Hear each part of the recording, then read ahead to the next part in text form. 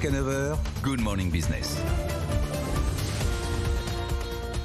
Il est 7h13, nous sommes toujours en direct du le jour se Matmut lève. Stadium de Gerland et le jour se lève. Et c'est très... Il y a des fumées d'usine, comme quoi on est bien dans une région industrielle. C'est vrai. Et il fait pas froid du tout. On est très bien à Lyon ce matin au Matmut Stadium de Gerland. On est avec Pierre Barnabé, le directeur général de Soitec. Soitec, c'est les semi-conducteurs. Vous entendez Jean-Marc Daniel râler contre le plan anti-IRA américain. Qu'est-ce que vous en dites? Vous êtes d'accord avec Jean-Marc ou vous êtes plutôt content? Alors juste avant, pour expliquer ce que fait Soitec, ça me paraît important.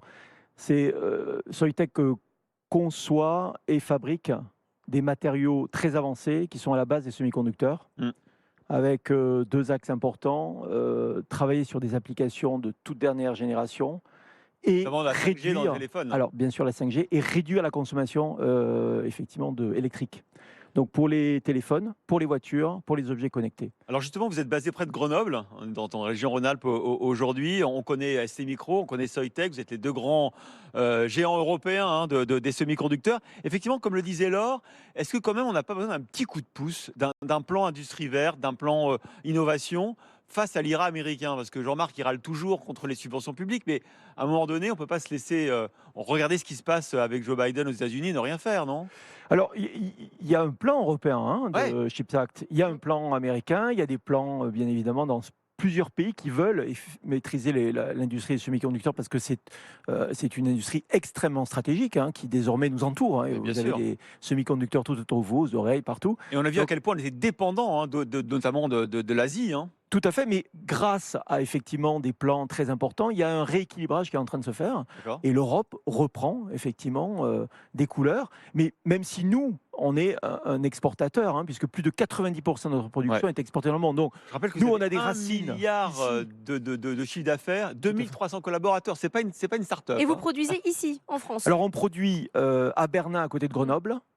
60%, les 2 tiers de notre production, et le tiers restant à Singapour. Donc on a vraiment des racines dans la vallée du Grésivaudan à côté de Grenoble, mais les branches couvrent l'ensemble du monde. Et c'est la bonne répartition, vous ne dites pas on va passer à 70-30, vous restez 60-40? On est très bien dans cet équilibre, il faut 2 jambes pour courir, une plus forte que l'autre, ça nous va très bien. Et après, effectivement, on couvre l'ensemble du continent. Alors comment se porte, je disais, 1 milliard de chiffre d'affaires, comment se porte l'industrie des semi-conducteurs? Il y a des signaux contrastés. Il y a d'un côté un ralentissement de l'économie mondiale, ralentissement de la production de smartphones et tout, on voit que les gros souffrent, mais d'autres acteurs comme ST Micro qui sont sur des niches très particulières et sur notamment la voiture du futur, ça continue d'aller très bien. Vous êtes dans quelle catégorie, vous?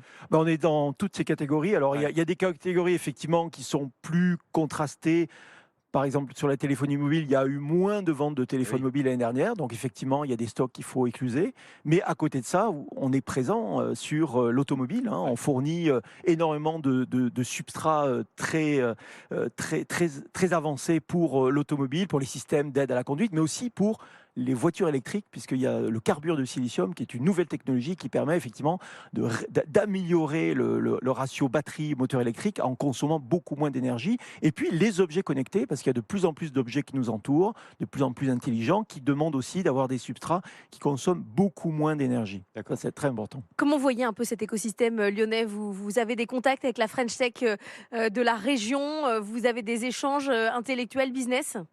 Alors déjà, on est effectivement très présent dans la Silicon Valley française, et on travaille avec beaucoup d'acteurs. ST Microelectronics, c'est par exemple un partenaire extrêmement important, un client extrêmement important. On travaille avec eux sur le carbure de silicium. On a signé un accord il y a à peine 3 mois de ça pour la voiture électrique. Donc oui, on fait partie de l'écosystème. Et une fois de plus, nos racines sont là, mais notre couverture est mondiale. 93% de ce que l'on produit est exporté partout dans le monde. Et ben voilà, Soitec, les semi-conducteurs version européenne et version singapourienne, donc, puisque vous êtes ici implanté là-bas. Merci beaucoup Pierre Barnabé, directeur général, d'avoir été notre invité. Bravo pour ce dynamisme de toute cette vallée de la Silicon Valley rhône-alpine. Avec grand plaisir. Merci à vous.